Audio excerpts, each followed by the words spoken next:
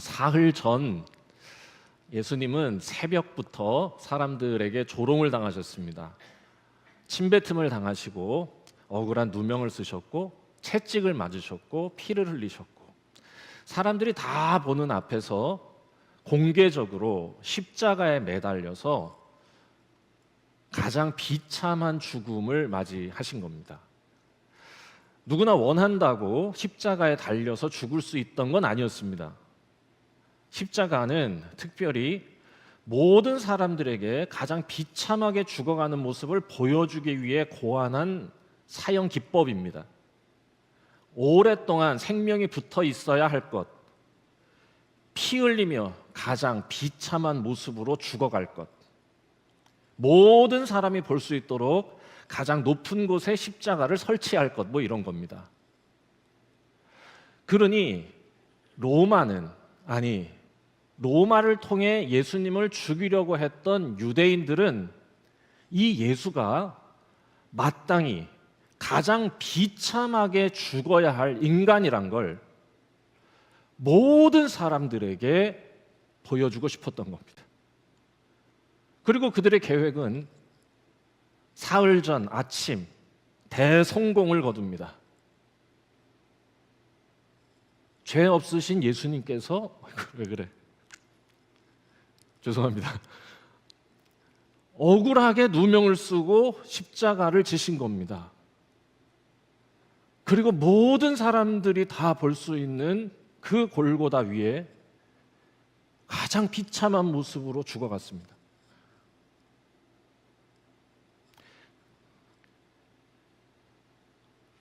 낮 12시 하늘에 어두운 구름이 꼈고요. 세상에 빛이 사라졌습니다. 그리고 오후 3시 예수님은 숨을 거두셨습니다. 그러니까 금요일 오후 3시 예수님이 돌아가신 거죠. 그리고 오늘 아침 아직 해가 뜨기 전이라 하셨으니 요즘은 해가 좀 빨리 뜹니다. 오후 새벽 3시 정도라 하겠습니다. 언제 일어나셨는지 몰라요. 그렇지만 왔더니 없어졌으니 그 전이라 생각하면 예수님은 36시간 만에 다시 살아나신 것입니다. 아니, 저는 이걸 이렇게 표현하고 싶었어요. 하나님은 36시간도 참기 힘드셨다. 예수 그리스도께서 억울하게 누명을 쓰고 가장 비참하게 모든 사람들이 보는 앞에서 마땅히 죽어야 할 인간으로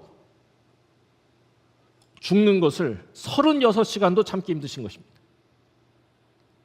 그러니까 우리가 사흘이라고 그러면 72시간 생각하는데 그렇지 않아요. 하나님의 인내심이 그렇게 길지 않으셨어요.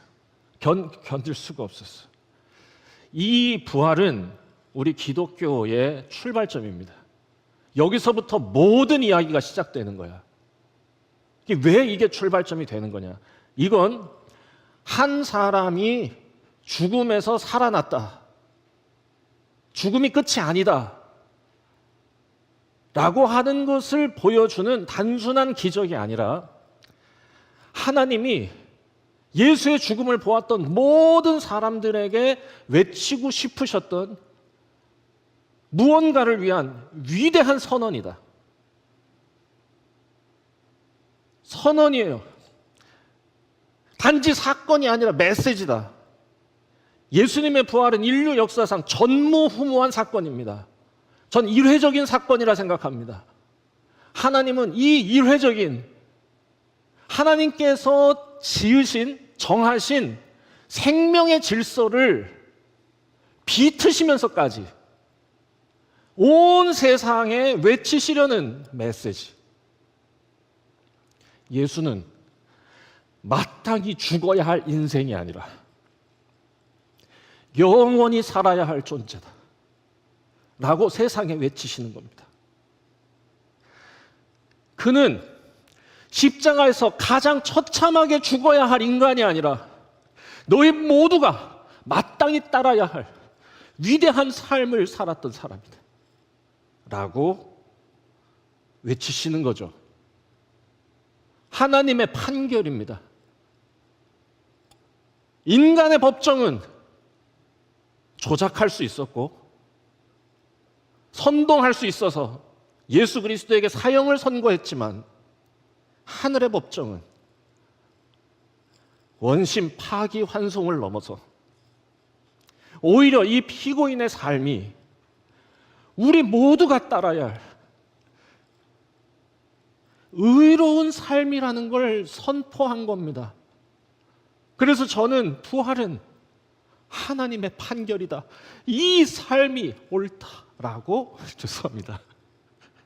제가 원래 설교 준비할 때 이렇게 감격적이지 않았는데 제가 참 매우 감격적입니다.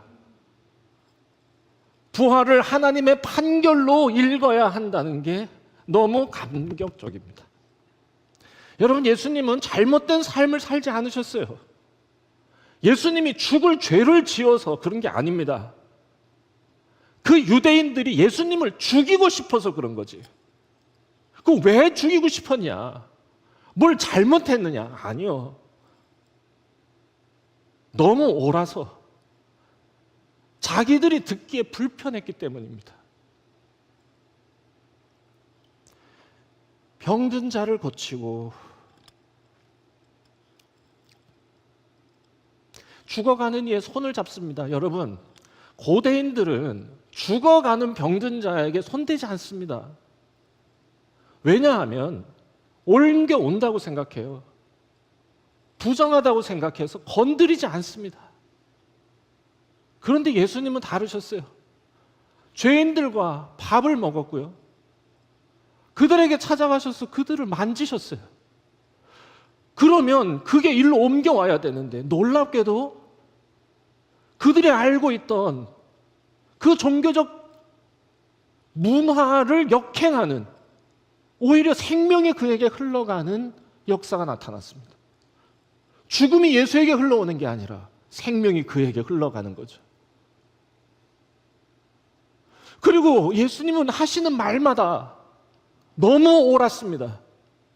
유대인들은 전통을 지켜야 한다고 유대인의 정체성, 할례를 지키고 안식일에는 아무것도 하지 말아야 된다고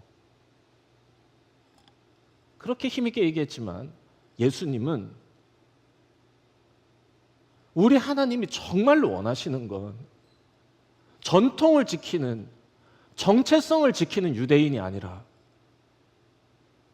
참 아름다운 인간이 되는 거라고. 안식일이어도 불의의 사고로 피 흘리고 있는 자가 있다면 그를 살리는 것이 하나님의 뜻이 아니겠냐. 이게 어디가 잘못됐습니까? 그저 유대인들이 부끄러웠던 거죠. 주님의 사랑이 그들의 종교보다 옳았고 주님의 인간미가 그들의 전통보다 빛났기 때문입니다.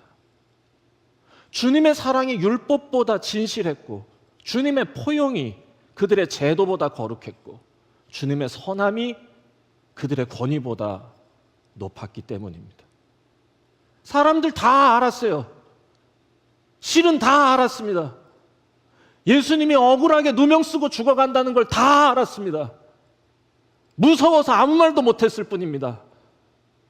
종교 지도자들이 저 사람을 비난하니까 로마가 저를 십자가에 못 박아야 한다니까. 그렇지만 죽음의 문턱에 있었던, 함께 십자가를 지고 있던 강도마저도 알았습니다.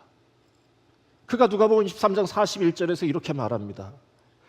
이 사람은 행한 것이 옳지 않은 것이 없느니라.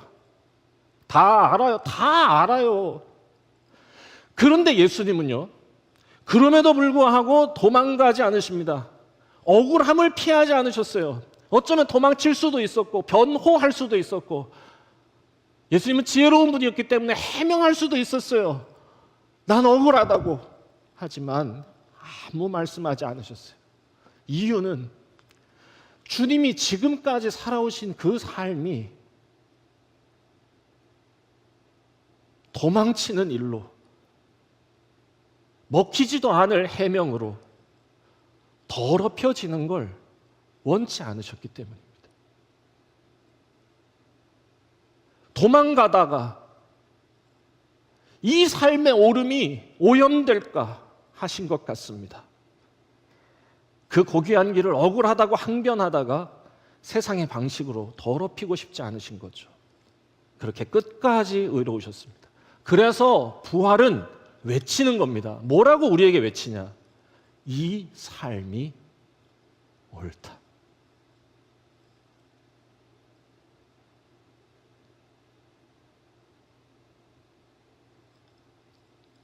예수는 마땅히 죽어야 할 인생이 아니라 영원히 살아야 할 존재다.